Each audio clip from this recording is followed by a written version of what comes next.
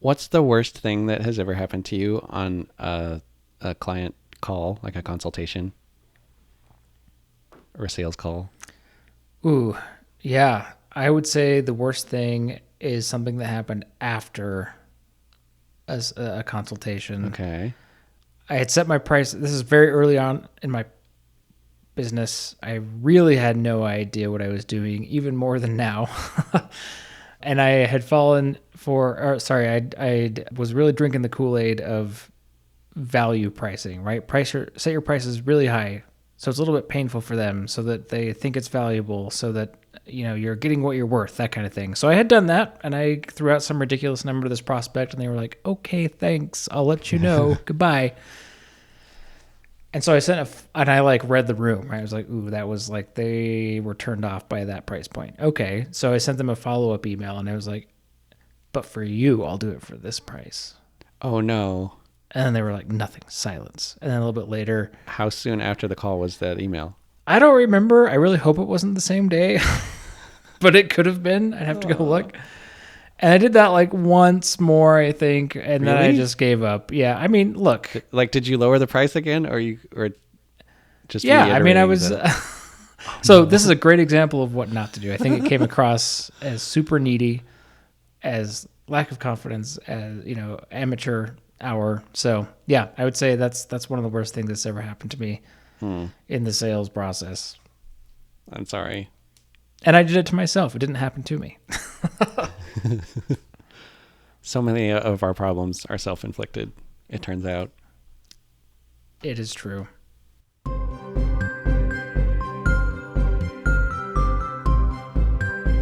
Hey there, I'm Steve. And I'm Tyler, and this is It's Not About the Money, where we discuss a wide range of topics related to creating and running small businesses. We are two small business owners ourselves, just trying to make sense of the world one podcast at a time. So Tyler, last time we talked about ways to find potential clients. So now let's imagine they've signed up for a call. You're going to have a conversation with them. How do we turn these potential clients into clients? Yeah, that's right. And we'll cover two general approaches that we've encountered to converting potential clients or prospects into clients. One called the closer method and one called creating clients. Okay, I'm looking forward to this. I don't have much sales training. Well, I don't have any sales training. Let me say it that way. So I have just kind of been flying by the seat of my pants, trying to find what works. So this will be Same. good, to have some structure around how I should think about this process. Right. Well, I think that's one of the interesting things about being a small business owner, especially a first-time small business owner, is you probably don't have a lot of sales experience like us. And so it's going to be fun to talk about what we've tried so far, what we've learned so far, what's worked, what hasn't worked, and where we can go from here. For a lot of folks, sales feels like a slimy word. Like, I don't want to be salesy, like as if that were something to be avoided. But really, that you have to get the revenue coming in for the business to work, and sales is an integral part of that process. Absolutely, yes. Even at work, I've always been on the operational side of the fulfillment side of the business rather than on the sales side. And it can be easy within a business to complain about sales because sometimes they sell things that don't exist exactly yet, or whatever the case may be. However, without them we wouldn't have a business, so they are great in their own way. So, and now we are them for our own businesses. Yeah. So will you let's take us through the closer method first, I guess. What's that about? Sure. Yeah. So I got this from a webinar that was given by a guy named Alex Hermosi. He's kind of a prominent, popular business person on YouTube these days, and he's written a book called $100 Million Offers, where he talks about how to create offers that are, people would feel stupid to say no to, basically. So very, very prolific sales trainer. So that's where this comes from. And the closer method, closer is an acronym that he uses that stands for clarify, label, overview, sell, explain, and reinforce. The odds of me remembering all of that on a sales call are pretty small. But I have tried using it. I just had my notes open on the side, so I could cheat, a little cheat sheet. You get a little poster, put it up behind your computer. Exactly, yeah. Okay, so some of those sound sort of like synonyms to me. Can you break them down? Mm-hmm. What are all those steps? Sure. Yeah, so the C stands for clarify, specifically clarifying with the prospect why they are on the call with you. So you could ask them questions like, what made you want to talk to me today? What made you want to reach out? What is your goal right now? Why is that important to you? Those kinds of things. So you're just helping yourself and them. You're helping yourself understand their needs, and you're helping them clarify their needs. Hence, C, clarify. The L would be to label them with a problem, which is basically done by recapping or restating what they've said. So you could say something like, so it sounds like XYZ is your goal, or it sounds like ABC is what you're struggling with right now. Does that sound about right? And you want to keep clarifying with them until they're like, yes, that's exactly how I feel. That's exactly why I'm here. So that reminds me of active listening. It basically is. Yeah, a lot of similarities. Okay, good. So that's labeling. And once you've basically got them to agree what the nature of their problem is, then you want to overview their past pain with that problem. So you could ask them questions like, what have you tried so far to solve this problem? How long did you do it for? How long ago was this? How did it work out for you? What else have you tried? Anything along those lines to remind them that it's a problem that they have not been able to solve by themselves and that they've actually tried a lot, ideally. You can explain it's not their fault. They just had a missing piece or two to the equation, and that's what you're going to provide for them, which leads to the S, which is sell.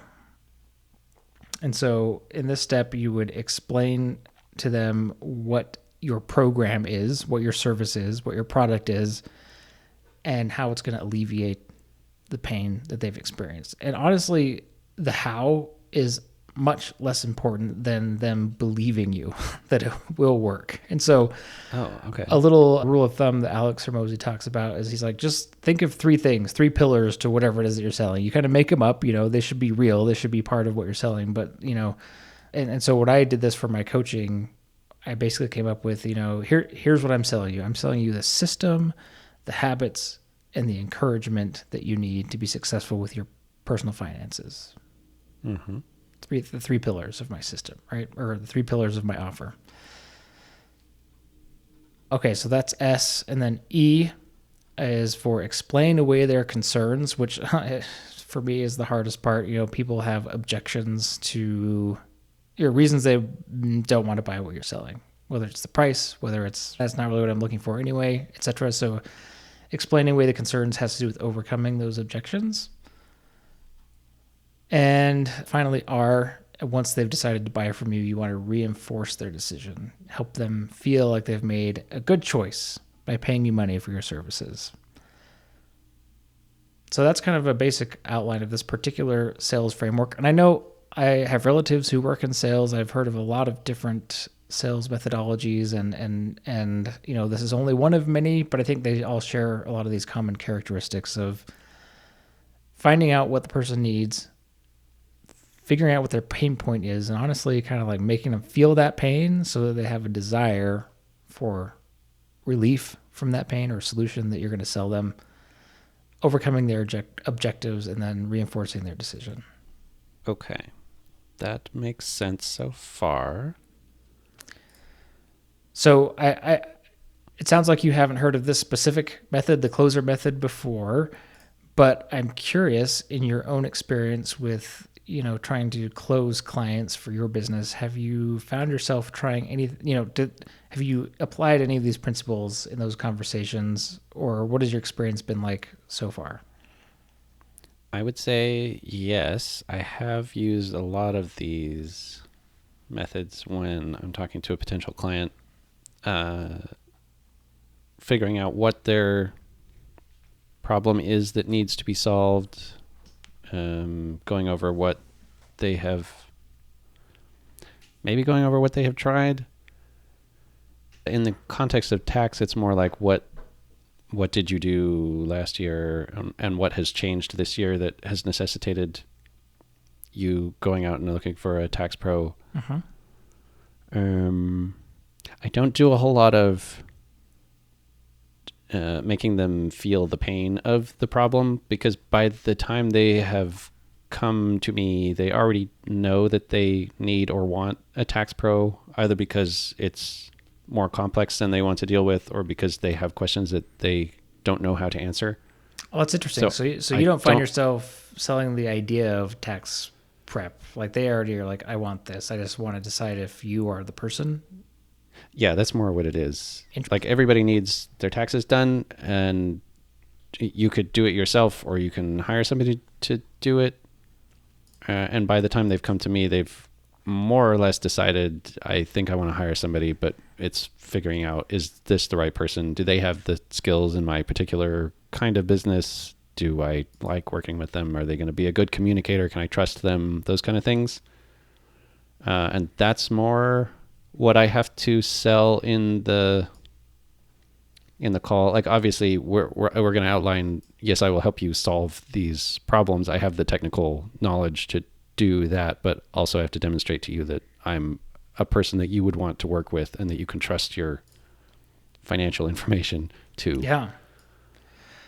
That's interesting, because I found that often people who are on these calls with me maybe aren't sold on the concept of coaching, or they don't even understand what it is exactly, or they have a different idea than I do about what I'm selling, So that's interesting. I think that might be a small difference between how this is going for us in this specific arena. Okay, that is really interesting, because I would not have expected that. Well, part of it, last time we talked about how we're finding potential clients, and I'm finding most of my potential clients at this point through one specific channel, which is being listed in a specific directory of coaches who talk about budgeting, personal finances, and stuff. And so, yeah, I think, but at a surface level, that can mean different things to different people. They all have different ideas about what that means, what it looks like to be coached on. You need a budget, right? So I can see that. Where the value prop for a tax professional is fairly well understood. But if you're a business owner, you know that this is a thing that you need, and there are people out there that do that, and that's kind of a well-defined space already. Where coaching can mean a lot of different things. Yeah. From, as we've talked about in a previous episode, all the way from like software support, kind of technical, how do you do things in here, all the way up to life coaching almost. Yeah. So I'd say for my business, one of the hang-ups for me is that part, is just kind of establishing whether this is a good fit for both of us. Okay. And I would guess that your offer of the 2-hour coaching call, let's sit down and try this out. Let's have a long conversation and go through some things together and see if it works, see if that's what you want, see if you like it. Well, we'll talk about that a little bit more when we get to the other method, the creating clients method, because I do want to talk more about that. So are there any, so I'm curious, what's going well for you right now in converting potential clients into paying clients? Is that what we're calling them? Into full-fledged clients? And maybe what are some of the challenges, in hindsight, what would you do differently with some of these calls? That's a good question. The things that I feel like are going well are by the time I'm on a call with somebody, I have a general idea of what they're going to ask. So I am a little bit prepared beforehand. And that's both because of the kinds of clients that are coming to me, and also because they're often a referral from another professional, as we talked about last time. So I have a little bit of a view into what problem they need solved. So that's helpful. But then when we actually get on the call, then we're working through what particular questions do you have, and I may try and answer those as directly as possible, or I may say, here's the general plan of how we would solve that over time.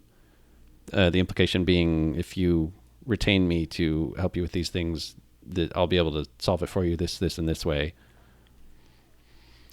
The thing that I don't know if it's going very well is sometimes I will have a call with a potential client where we'll go through questions and I'll answer things and give some pointers, and then I don't hear back from them. And I don't know if they was that sufficient? They got their question answered, they've moved on, or they're doing it themselves, or they found another tax pro, or have they just gotten busy and they'll get back to me 2 months from now and be like, let's pick up where we left off and it'll all be fine. I don't know. Have you ever had someone come back much later, or is it pretty much once they go quiet, that's that in your experience? I have had folks come back later. Like at the end of last year, for example, I had a few discovery calls in like early December, of folk I was trying to get ahead of, like, hey, you're going to, you expressed interest in tax prep. January is going to roll around pretty soon. Let's get the ball rolling now. Mm-hmm. I'll send them a proposal, and then I don't hear anything for 2 weeks because it's the holidays. And so I would, once I realized that, I'm like, okay, I'm stressing about nothing. Let's wait until January, like middle of January. If I still haven't heard back from them, then I'll start to worry. But how often do you follow up with prospects before you consider them a lost lead?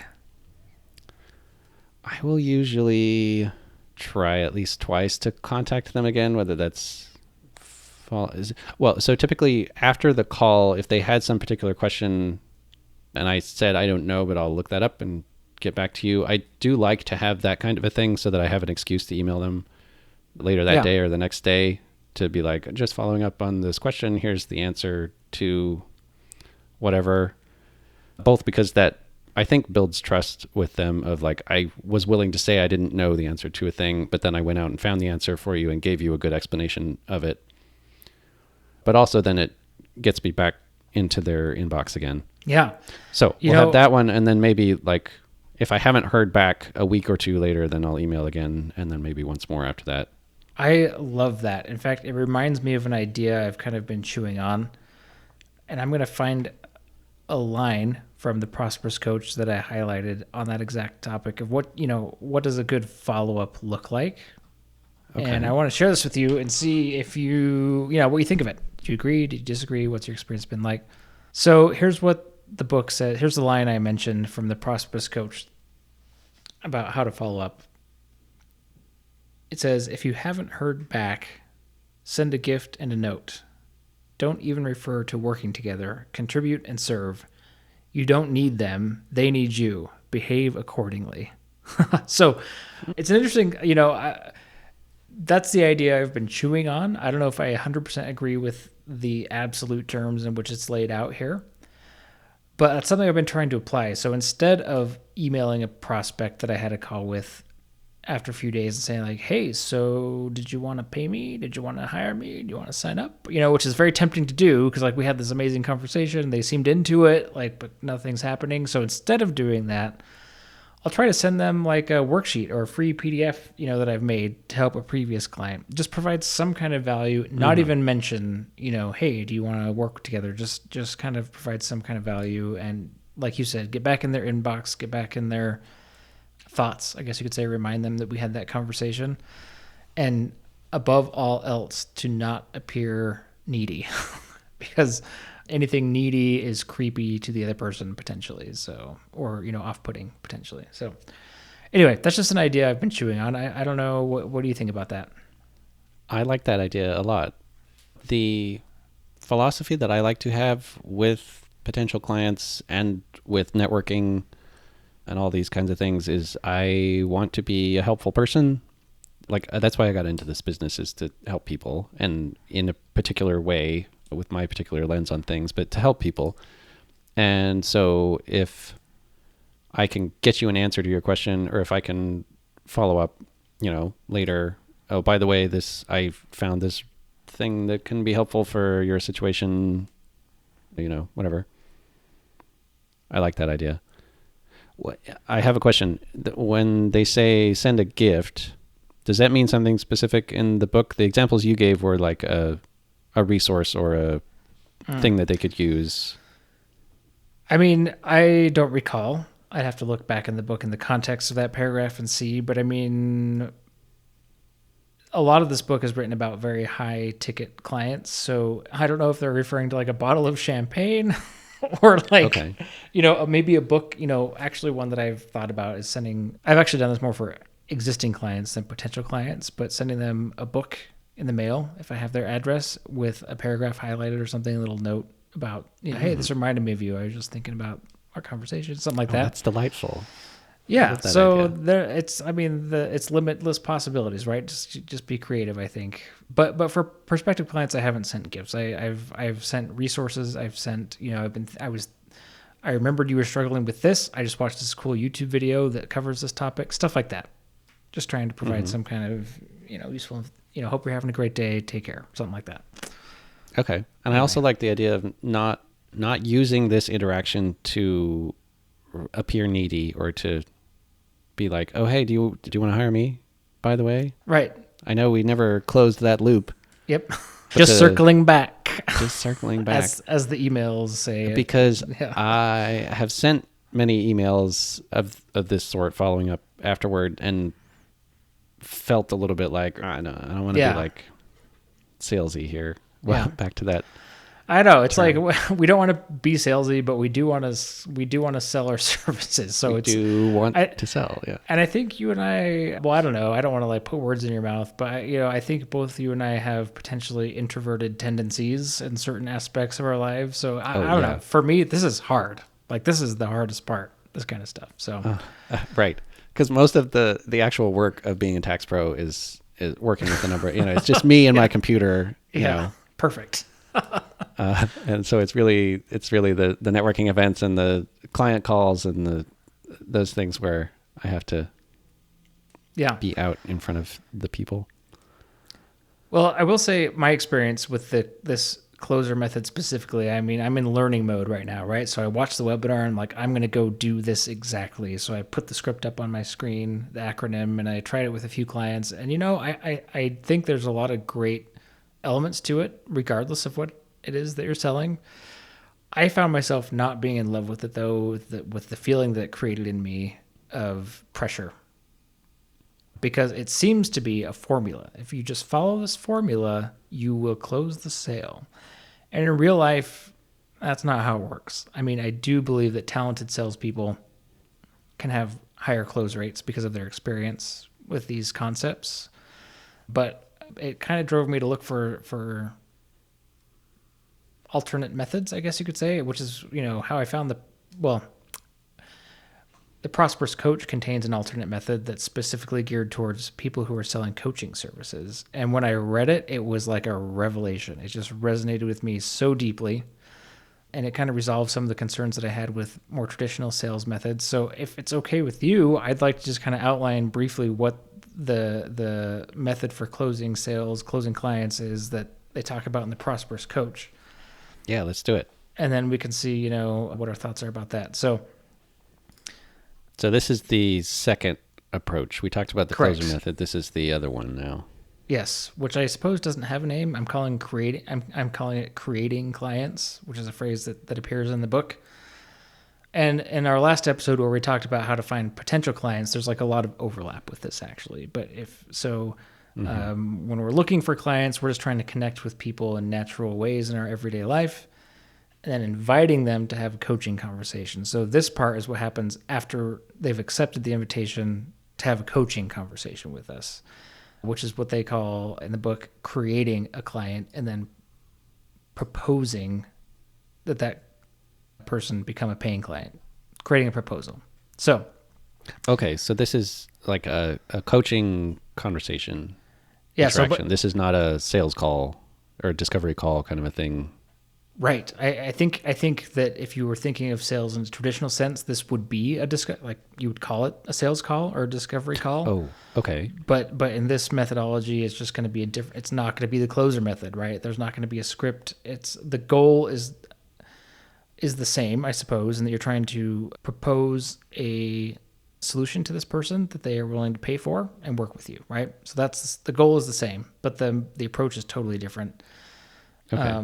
Is the client expecting a coaching interaction when they come into this? Do they already know that's what this is going to be, or Yeah. do they think this might just be a sales kind of a call?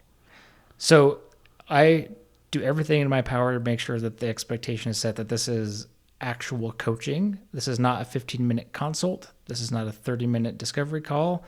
This is 2 hours where you have my undivided attention so we can actually do some deep coaching. Okay. So I'm very explicit about that on my website and in my profile in the coaching directory. I don't know if everyone really knows what that means going into it, right? I mean, I only have a few words in my profile to spell it all out. So that's what I choose to spend those words on, is inviting them to this coaching conversation.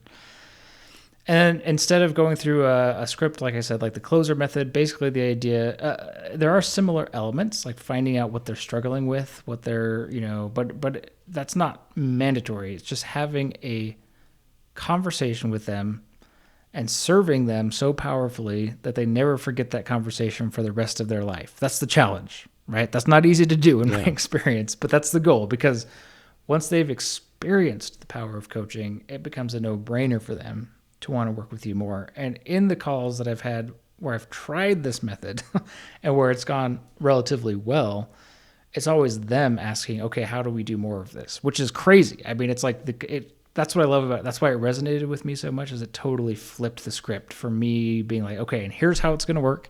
Here's my solution. Here's my program. Here's how much it costs. What are your objections? Go. And they're like, well, that's kind of expensive, or whatever their objections are. This is totally opposite. It's just we go deep together. We have a powerful conversation until they realize like, the 2 hours are almost up. Like, what's next? And then at that point, I kind of skipped the overview of the method. Sorry, but once you've invited them to the coaching call, it's really simple. You have a powerful conversation, and then you create a proposal. You give them a proposal, which would be kind of like what it would be like to work with you. How much would it cost? So I typically phrase that at the end of the conversation, if they're asking like, okay, how does this work? What would it be like to work with you? Which they do ask a lot of the time, not all the time. It would be nice if something had a 100% success rate, but anyway, when they ask, I usually say, well, there's a couple paths I could go down, but essentially, if we get to the point of actually talking logistics, I say, people usually pay this much to work with me for this amount of time, or this much to work with me for this amount of time. So say like a 6-month engagement or a 3-month engagement. And then I just wait. And then I don't know what happens. And then it just goes every which way after that. Sometimes like, cool, thanks for letting me know. I never hear from them again. Sometimes they're like, great, send me the link. I'm sending the money now. We can start as soon as I get your money, that kind of thing. So it's kind of interesting. It's no guarantee, right? But I find the approach to be much more well suited to what I'm trying to sell and like my personality even a little bit. So will you reiterate for me what are the steps of this process? Yep. So in total, it's a 4-step process. In the last episode, we talked about the first 2 steps, which are connect and invite. So that's just meeting fun and interesting people and then inviting them to a coaching conversation. And then the closing half, I guess you could say, of this cycle is create and propose. And the create is serving them in some way, usually through having a powerful conversation. And then propose, which is where you explain what it would be like to work with you and asking if that's something that they'd like to do. And I feel like maybe we're splitting hairs here. Like there's definitely overlap between these methods, right? It's not like it's either one or the other. In fact, part of that create step, having a powerful conversation, is probably going to pull in elements from the closer method, like understanding why are they here today? What is their goal? What is the pain that they're facing, right? I think there's a lot of room to overlap there. That's true. Well, and like you said at the top, there's lots of sales frameworks, and these are just 2 of them. Like they're going to share principles. Exactly. But for coaching specifically, this one really resonates with you and how you want to build relationships and create clients. Yeah, and I think it also solves part of the problem that I mentioned earlier when you were explaining how, hey, when someone signs up to talk to a tax preparer, like they know what they want. they Yeah. they want their taxes prepared and they want them done well and they want a good refund or whatever, right? Not always the case in my experience with my potential clients, and so this opens the door for a little bit more flexibility, I guess, and exploration. Another thing I don't know, I'd be curious to know if you do, but something that I definitely have started doing more is kind of I think of this more, and this is a mindset thing more than anything maybe, but I'm kind of auditioning these prospective clients. Like, do I want to work with this kind of person? Mm. Right. And Yeah. that can become apparent through a powerful conversation as well as they are also auditioning me, trying to figure out if I'm the kind of person they want as a coach. But Right. I agree with that idea. I'm trying to think if I have done that in the past with potential clients. I would see myself doing that where like as especially as I niche down further, being able to say this client is right up my alley. This is exactly the kind of thing that I am good at and specialize in, or like I can help you, but it would really be better going with someone else that's more specialized in what you need, or I would have to become too much of a generalist to do your thing. I don't yeah, know. that So makes I sense. can't see myself doing that in the future. I don't know that I have yet. Yeah, and that's okay. I mean, again, that's one of the things I think that gets talked about a lot in the realm of sales and creating a business. It's like only work with the best kind of clients, or like, don't, as opposed to like, don't turn down work, right? If they're paying client, they're paying client. Mm-hmm. I actually, in one of my previous jobs as part of my professional career, got into a bit of trouble over this actually because I had the gall. I was an operations manager and I had the gall to suggest to the COO and the CEO that like maybe we should drop a certain segment of our clients as clients because they were so low margin compared with how much work that it took to service them. It's kind of the 80-20 rule, Yeah. right? Right. I was like, let's just work on the 20% of clients and do a really good job with them that are giving us 80% of our revenue. Yeah, they did not like that. They're like, we cannot turn down revenue, period, end of story. I'm like, noted. And I worked at that company for a very short time after that. Anyway, it was an interesting learning experience, right? I guess a lot of that is informed by leadership of a company, by the current goals of the company. I was relatively new at that company, but anyway, yeah. So Mm-hmm. That's a difficult balance to strike, especially when you're new. yeah, You you need the experience. You want the experience. You want to, yeah. You want the satisfaction of having closed a client, but you also don't want the low margin clients or the clients that are really hard to work with. Push out the good ones because you don't yeah, have the bandwidth to go find the good ones or to serve the good ones well. So there really is an opportunity cost there of just taking everybody. yeah, yeah. So let me just describe briefly what I think is going well as I've tried to apply this approach and where I'm getting hung up currently. And maybe you can coach me, and maybe you can see something I'm not seeing. So what is going well, like I mentioned, is the number of conversations that I have where the potential client is the one asking to work with me, or how it would look like to work with me towards the end of the conversation, has gone up. Like that's becoming like a pretty much the default experience, Oh, awesome. which has been super surprising and awesome. So that's what's going well, and I really don't know what to attribute that to, other than I'm just trying out this method the best I can and seeing how it goes. But where there's two places that I'm currently getting really hung up. The first one is it's very tempting for me to forget that I'm trying to have a powerful conversation and actually let the client drive the conversation too much, right? They might have a very specific, detailed question that I can oh so happily answer because I'm a genius or I have the expertise about this software. Like, oh, yes, I can answer that. I get all excited and I kind of go down and like myopically focus on their question, and I forget that that's not the point. The point is to have a powerful conversation. So that's something that I'm struggling to remember often. And I've become self-aware of that now, so I'm working on that. But because in the desire to provide value, I'm like doing 100% what they want and not creating the environment for potentially transformational conversation. So that's one hang up. The second hang up is, man, the proposal at the end. I just get, I need to rehearse it more. I don't know, like actually telling them what it would be like to work with me and how much it would cost. I don't feel confident there usually. It's getting better, but I think that's the next thing for me to kind of focus on.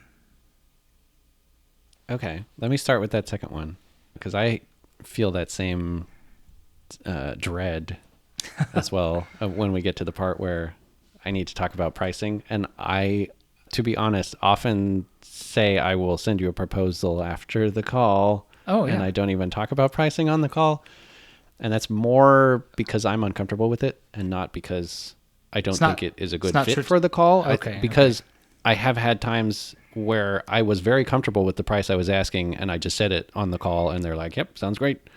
And then we went ahead with it.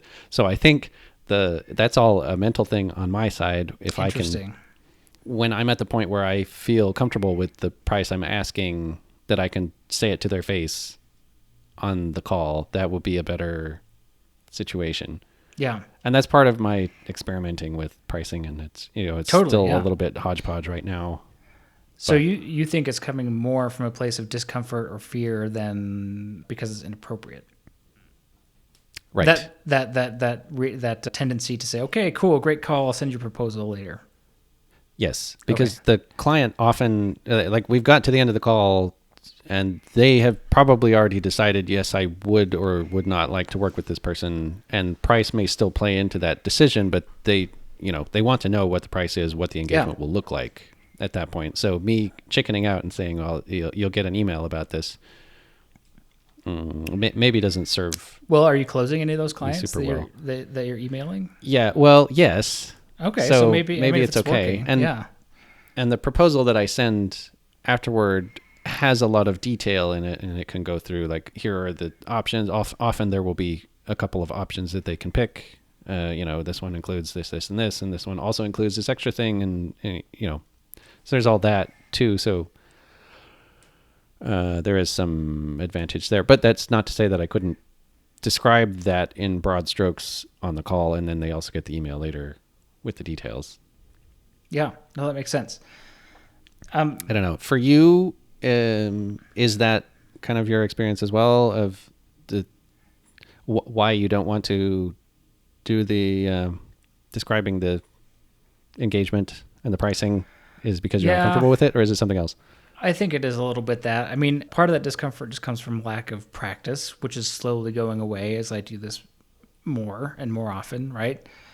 A big part of it at the beginning, though, was just having no idea how to price my services and getting lots of information from all over the internet about everyone's opinion about how things should, how to price. And I think for sure I lost clients in the beginning, lost potential clients because of pricing myself too high.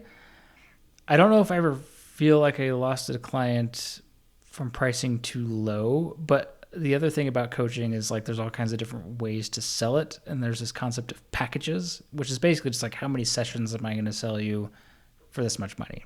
How many hours, right?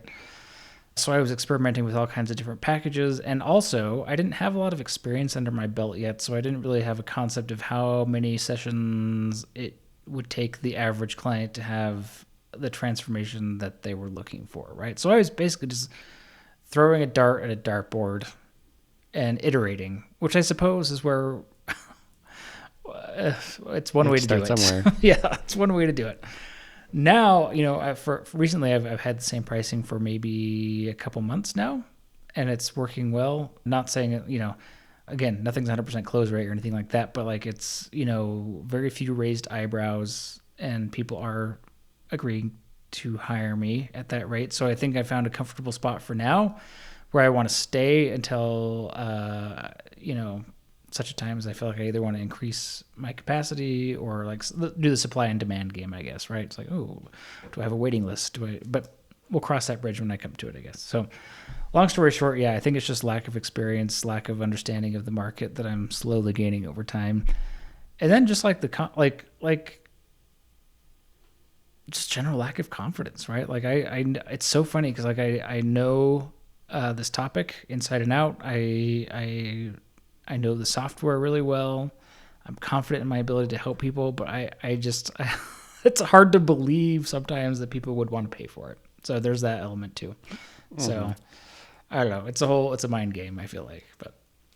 Okay. Well, and that's a good transition back to your first question of sometimes you feel like the client is driving the bus on the call. Yeah. Yeah. What do you do about that? Well, which is like, I don't know, isn't that good? Isn't the customer always right? You know, you've got that mindset to it. But I think in a sales situation, I don't know if that's right. I think you want their needs to be guiding the call, but I don't know if I think they should actually be like in control of the call, if that makes sense.